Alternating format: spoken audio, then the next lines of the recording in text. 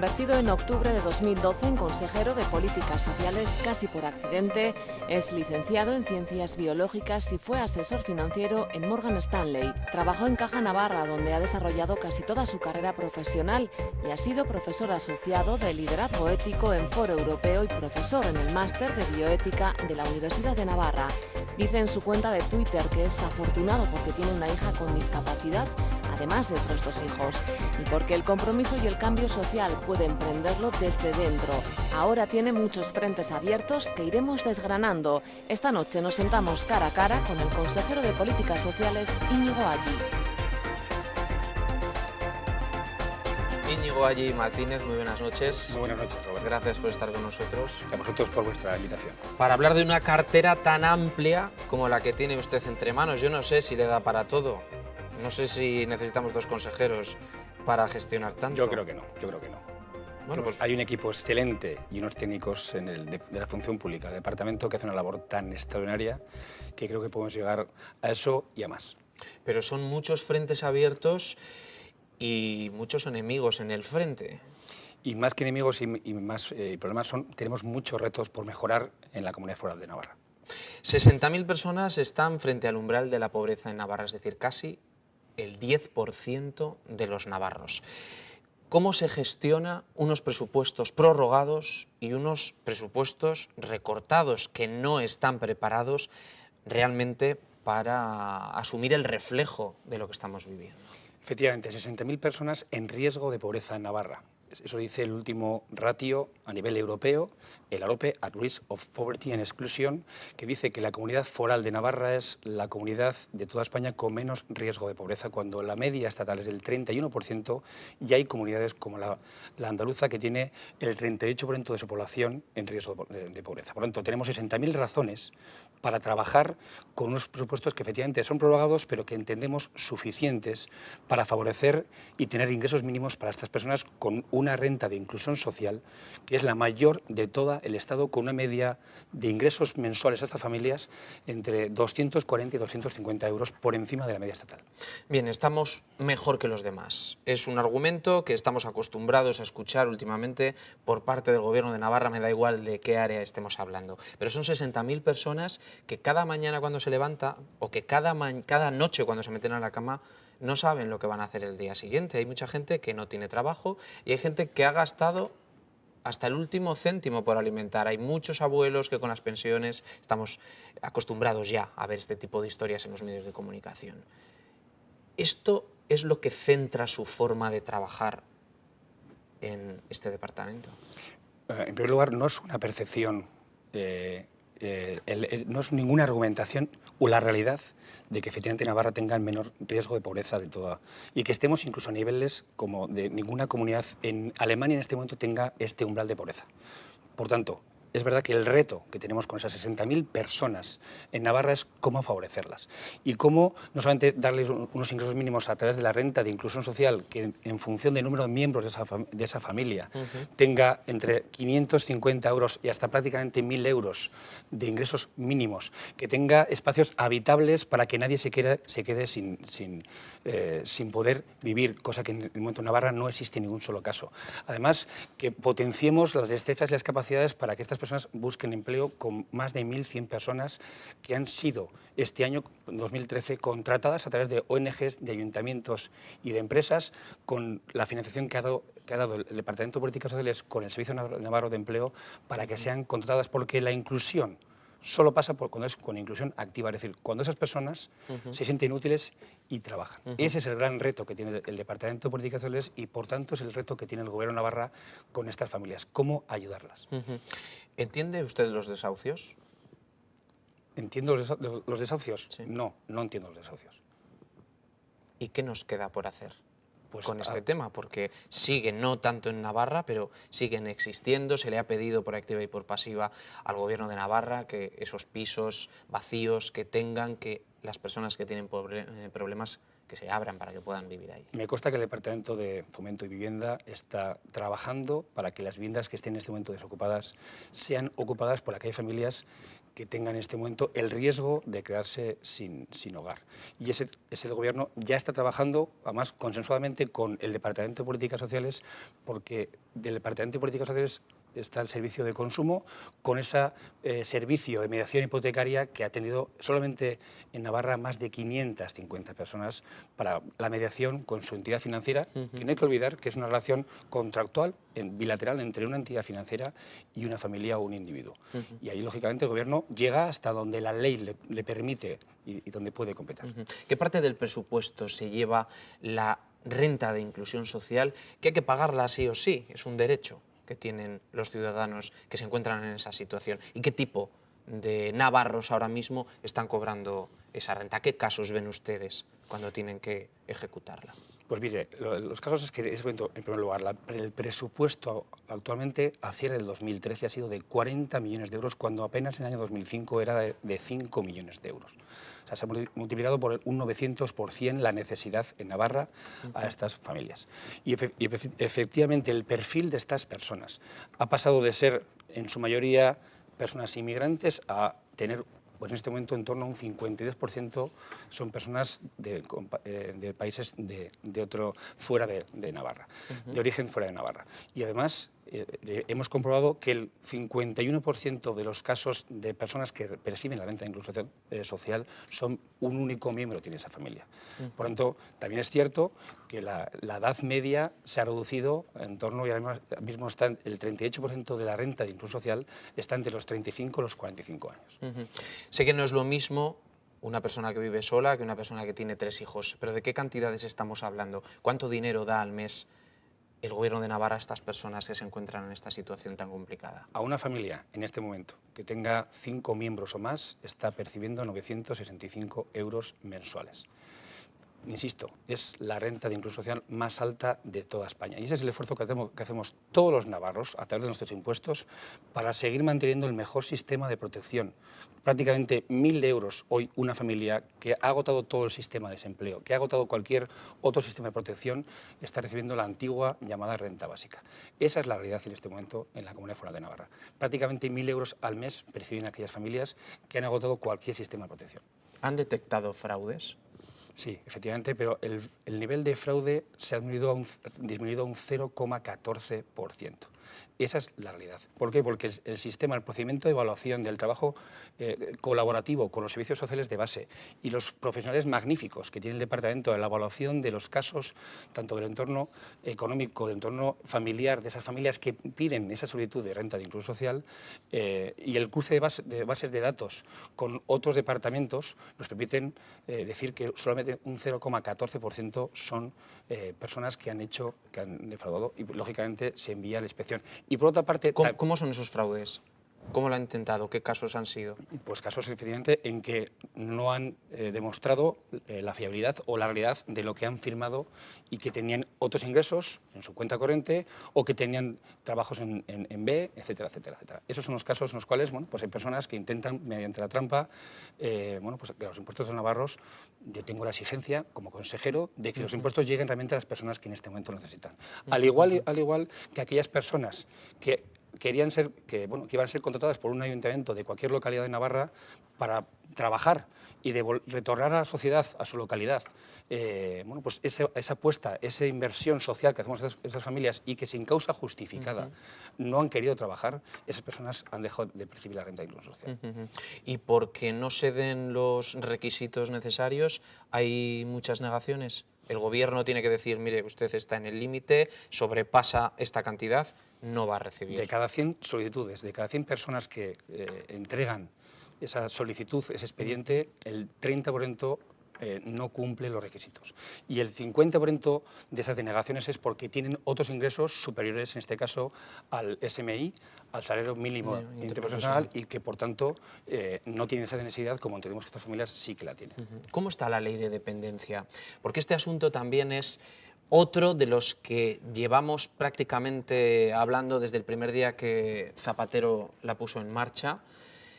No se ha cumplido en los últimos años esa ley de dependencia que tantas expectativas creó. ¿Cómo está la situación ahora mismo? La realidad es que en Navarra La financiación de la ley de dependencia, una magnífica ley del año 2006 del Partido Socialista, con mayoría absoluta, y que yo entiendo como un eje básico del bienestar de una nación, en este caso de la Comunidad Foral de Navarra, es que el 70 euros de la inversión que hacemos en las personas dependientes en Navarra, 70 euros lo invierte el Gobierno de Navarra, que 20 euros se hace a través del copago y que apenas 9 euros lo financia el Estado, cuando la filosofía, conceptualmente esta ley en el año 2006 lo que pretendía es que era un tercio lo financiaba el Estado, un tercio a través del copago de los usuarios y un tercio a través de la financiación de las autonomías. Eso por un lado. En segundo lugar, miren, en Navarra lo relevante es cuánto tarda una persona cuando tiene una necesidad por una causa mayor, porque es efectivamente una persona mayor, porque tiene cualquier tipo de discapacidad, etcétera, etcétera. Aquí estamos tardando en este momento 6 meses para saber qué grado de dependencia tengo, si es moderado, si es severo o es gran dependiente, y en segundo lugar para saber qué tipo de prestación debo percibir. Y aquí son 6 meses cuando la comunidad foral, por ejemplo, cuando en el resto de España se está tardando 2 años y medio para ese derecho a la prestación. Esa está en la realidad. Y por otro lado, y finalizo, es que la inversión que hacemos por habitante en Navarra en la ley de dependencia, insisto, financiada al 70% por las arcas forales, por los impuestos suyo y mío, estamos invirtiendo 199 euros por navarro cuando la media estatal es de 112. Luego, insisto, el sistema de protección en la dependencia, pues tenemos muchas cosas que mejorar, pero esa es la realidad, que esa es la diferencia respecto al Estado. Bien, bueno, estamos otra vez con el argumento de que en Navarra estamos mejor, pero explíqueme cómo es posible que se tarde 6 meses en saber si una persona es dependiente o no. Bueno, no, insisto, no es un argumento, es una realidad. Sí, pero ¿cómo es posible que se tarde 6 meses en saber si una persona necesita ayuda? Bueno, pues si fuésemos a Canarias, tardan 5 años. Mire, aquí se tarda 6 meses teniendo un equipo de evaluadores magnífico, de evaluadores de técnicos que evalúan, en que solamente no evalúan qué grado de dificultad motórica, cognitiva, de qué situación tiene esa persona, con informes médicos cruzados lógicamente con el Departamento de Salud, y la evaluación lógicamente es pues muy exhaustiva, faltaría más, como tiene que ser. Y por otro lado también... Para que no haya fraude también, entiendo. Lógicamente. Y también la segunda parte de esos 6 meses, ese periodo, para conocer cuál es el entorno familiar, cuál es la situación sociocultural y económica de esa familia, para saber cuál es la mejor prestación que debe tener esta familia, que por otra parte, en Navarra, quien decide al final qué tipo de prestación, ya sea residencial, ya sea un centro de día, ya sea una ayuda económica, ya sea, etcétera, etcétera, todo el abanico de 29 prestaciones que tiene la ley de dependencia, quien decide al final en Navarra son los navarros, cuando el resto del Estado, quien decide es la administración pública. Esa es una gran diferencia. Aquí, cada persona con su proyecto vital de vida, en cuanto a sus limitaciones y su grado de autonomía, decide qué prestación quiere. Y eso pasa hoy aquí en Navarra. ¿Usted cree que se puede reducir ese tiempo o no? Es imposible. No, es lo que contempla la ley foral de Navarra. Y, de hecho, hemos reducido un 23% este año 2013 los plazos de espera. ¿Cómo está la situación de las ayudas a las excedencias por maternidad? Las ayudas a la excedencia por maternidad, como ya bien se sabe, durante 11 años lo que buscaron fueron el buscar la conciliación familiar, y la realidad es que no se logró una efectiva conciliación familiar. Una de las connotaciones, las exigencias que tenía esa convocatoria anual es que ambos cónyuges trabajaran para poder ser beneficiarios de esta ayuda, y en este momento lo que se entendió el Departamento de Políticas Sociales con nuestra llegada, con el equipo directivo, es que hay muchos hogares en Navarra que o ambos cónyuges no tienen ingresos o uno de los dos no tiene. Y con la escasez de recursos, con 1.000 millones de euros menos más en apenas 4 años de ingresos en las arcas forales, lo que hemos hecho ha sido favorecer mucho más, si cabe, pues aquellos casos en los que sea obligada prácticamente la excedencia. Es decir, aquellos casos en los que haya prácticamente han retirado todas las ayudas. No, sacamos una convocatoria con 400.000 euros y lo que era enfocadas, orientadas exclusivamente a aquellos casos en los que es fundamental esa excedencia, en que uno de ambos cónyuges tenga que estar en casa por el cuidado de un menor o de un mayor miembro, o que haya una discapacidad de la persona, o que haya una hospitalización prolongada. Esas son las ayudas para que sean mucho más exigentes en ese sentido. Discapacidad. Vive la discapacidad con una de sus hijas. Así es. Se lo pregunto, no me gusta hacer preguntas personales, pero como sé que usted no tiene problema en contarme esto también, ¿Cómo afronta desde que usted es consejero el toro en este lado de la barrera? Porque claro, usted antes estaba aquí con una hija con discapacidad, ahora sigue teniendo una hija con discapacidad, pero usted es el que toma decisiones.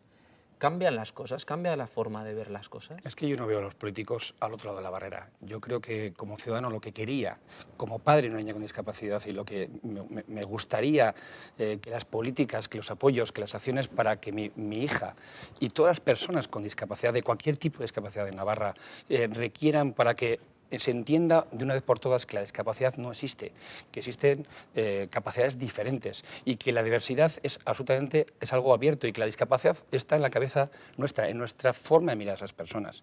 Eso se puede hacer desde este lado y esa es la fortuna, que me siento tremendamente orgulloso de ser político y tener este reto de gestión pública, de cómo ayudar a estas personas, insisto, en sus proyectos vitales y preguntarles abiertamente, ¿qué quieres en tu vida? Y por tanto, desde esa escasez que tenemos en este momento, cómo ayudarlas, cómo favorecer para 3 retos. Uno, que tengan una vida absolutamente autónoma, como tiene usted y yo, que se desarrollen como personas y que tengan una vida inclusiva, que no es otra cosa que convivan con sus vecinos, que vayan y cojan la Villavesa y que hagan una vida, insisto, absolutamente normalizada. Por lo tanto, no existe un lado de la mesa. Esa es la fortuna de poder cambiar desde dentro las cosas.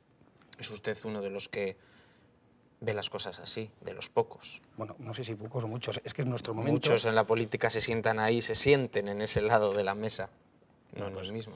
Es que, bueno, yo apenas llevo 1 año y 2 meses en la política y, mire, mantengo la ilusión, el empuje y el espíritu de transformar las cosas. Y entiendo a un político como un gestor de lo público, que tiene la fortuna y la autoridad para transformar humildemente y con los medios que tenemos en este momento las cosas. Y eso supone decisiones muy duras, pero también es tremendamente gratificante. ¿Cómo ve usted ahora mismo, antes y después, pero sobre todo ahora, el tejido asociativo en Navarra? Hay asociaciones prácticamente para todo, muchas de ellas de discapacidad, de distintos tipos. ¿Cree que esto va a cambiar? Porque muchas de las asociaciones han dependido hasta el día de hoy de las subvenciones y de las ayudas públicas y ahora algunos se lo están replanteando. Sí. Efectivamente, usted ha hecho un magnífico diagnóstico. Primero, existe una tremenda atomización del mundo asociativo, que por otra parte es un buen síntoma de una sociedad abierta y una sociedad bueno, pues que ha sido beligerante, en el buen sentido de la palabra, en la defensa de los derechos de las personas que cada entidad social defiende, y por otro lado, una tremenda dependencia en sus ingresos de las ayudas públicas. Para eso lo que estamos haciendo en el Departamento de Políticas Sociales básicamente son 2 cosas. La primera es fomentar desde la humildad que esa atomización, bueno, pues busquemos apoyos y sinergias, como ha ocurrido en otros sectores. Creo que eso es algo absolutamente necesario. Y en segundo lugar, efectivamente, los recursos públicos han menguado, pero lo que ha querido potenciar el departamento desde el principio, además trabajando codo a codo con entidades sociales, recibiendo más de 159 aportaciones, ha sido llevar al Parlamento una ley fiscal, insisto, con el apoyo de todos los grupos políticos, solo con 3 votos en contra de Izquierda Esquerra. En el Parlamento, este año pasado, en mayo, se aprobó la ley fiscal para el incentivo fiscal en las donaciones a los proyectos sociales de Navarra. Y eso, créeme que es un éxito que hoy en Navarra tengamos el mayor incentivo fiscal con un 40% en cuota de IRPF y un 100% como gasto imputable a la base imponible y adicionalmente un 30% de deducción en cuota en impuestos de sociedades para las empresas. Pero hay, por ejemplo, no quiero citar a nadie porque no quiero que nadie se sienta señalado, pero usted creo que me va a entender, hay varias asociaciones de una misma área que trabajan por y para lo mismo. ¿Llegará el punto en el que se tengan que entender y que exista solamente una que une los esfuerzos porque no hay para todos? ¿El gobierno va a promover eso? El gobierno lo que va a exigir, y de hecho estamos exigiendo, al menos lo que yo conozco en los últimos 2 años, es que los recursos de los navarros que se apliquen al ámbito social, primero, contemos cuánto llega realmente a las personas que se atienden a través de cuidadores y cuánto se gasta en el camino en locales, en sueldos de directores, etcétera, etcétera. Y en segundo lugar, ¿qué estamos logrando con esos recursos públicos? ¿Qué avanzamos en el resultado de las personas? Si usted, entidad social, busca la autonomía de una persona, por ejemplo, con discapacidad, ¿qué está logrando? Por tanto, midamos y que rendamos cuentas con el dinero público de, insisto, cuánto llega y qué se logra con ello. ¿Y las ONGs? Las ONGs dicen que se han llevado un palo tremendo con los recortes de este gobierno. Mire, Roberto, aquí le va a ser, bueno, como tiene que ser. Ha sido la decisión más dura y más compleja de la que soy consejero de Políticas Sociales. Hemos hecho un recorte siendo completamente consciente de que esos recursos públicos llegan a países que están mucho más necesitados que nosotros, mucho más, efectivamente. Y ha sido, insisto, la decisión más dura. También tengo que decirle que tengo que agradecer la actitud y el nivel de profesionalización que tienen las ONGs que actúan en Navarra. Ojalá todo el tercer sector tuviese ese nivel de profesionalización y además, por otra parte, son ONGs que no tienen tanta dependencia de las ayudas públicas. Y con el compromiso firme de que en cuanto el techo del Departamento de Políticas Sociales se eleve y no vaya menguando, la primera partida que vamos a volver a incrementar, sin duda, será la de cooperación internacional. ¿Por qué con los inmigrantes ha sido su departamento el que ha asumido que los inmigrantes vayan a tener atención en un servicio de urgencias cuando en el resto del país la ley precisamente no es lo que dice y no lo asume Salud? ¿Por qué lo asume su departamento y no Salud? Pues la respuesta es tremendamente sencilla. Mira, eso está dentro del autogobierno que tiene Navarra en las competencias estatales y en segundo lugar porque en el ámbito de lo social tenemos mayor competencias, por valga la redundancia, que por ejemplo en el ámbito de la salud. Y cuando Pero no tienen mucho dinero, lo estoy diciendo por todo lo que les está tocando recortar. Sí, pero lo que Navarra no quisimos, el gobierno de UPN lo que se negó en redondo fue que ese Real Decreto que recortaba los derechos de asistencia sanitaria, salvo urgencias efectivamente, a personas inmigrantes, bueno, pues tuvimos que tomar dentro, insisto, de ese autogobierno, oye, cuál era el mejor, dentro lógicamente de un marco legal, cuál era el mejor sistema para que ninguna persona inmigrante se quedara fuera del sistema sanitario. Y vimos que era a través del Departamento de Políticas Sociales y hemos trabajado codo a codo, como hacemos con todos los departamentos, porque somos un buen equipo. Ahora me toca hablar también de la oposición. El otro palo, según la oposición, es deporte y juventud. ¿Cómo se gestiona, como digo yo, ahora en tiempos de recortes, la miseria? Bueno, yo no me gusta hablar de miseria. Seguimos siendo una autonomía, una comunidad que tiene recursos para, por ejemplo, en el ámbito del deporte, seguir manteniendo una magnífica puesta en escena del deporte de base. Es decir, seguimos teniendo 1,2 millones de euros para los Juegos Deportivos de Navarro, con más de 29 años de programa. Seguimos dando la financiación a las federaciones que, si algo hacen, es efectivamente trabajar con el deporte base. Tenemos 76.000 licencias federativas, 26.000 jóvenes escolares entre 12 y 16 años hacen deporte escolar. Somos la comunidad de toda España con mayor tasa de deporte. Por tanto, ese es el gran reto, y mantenerlo. Y luego, lógicamente, y no dejar de lado el deporte de élite como ejemplo para los jóvenes para que tengan un sendero y un camino al que dirigirse. Por otra parte, siento hacer comparativas, pero la verdad es que la única comunidad en toda España que sigue manteniendo las ayudas a los clubes de élite es Navarra. Esa es la realidad. Esa es la realidad. Vamos a hablar de algo más central, que además es un caso de actualidad de estos días, el centro Ilundain. Arizberri dice que el dinero que se va a destinar es poco y que bueno, ellos van a aguantar hasta que salga el concurso. ¿Cuándo va a salir el concurso? Y si ustedes se han replanteado la situación, porque el servicio en teoría que estaban dando hasta ahora era bueno. No, bueno, era excelente, con un programa educativo que estaba muy bien recogido en el pliego técnico que en el mayo del 2012 el Gobierno de Navarra lanza un concurso público dotado con 1,6 millones de euros para 20 plazas en el centro de reforma para jóvenes que bajo sentencia judicial tienen que acudir allí. Bien, claro, 1,6 millones de euros para 20 plazas, estamos hablando de 80.000 euros por plaza. Yo entiendo, y es cierto, seguro, que hay otras comunidades en este caso que tendrán mayor dotación, es verdad.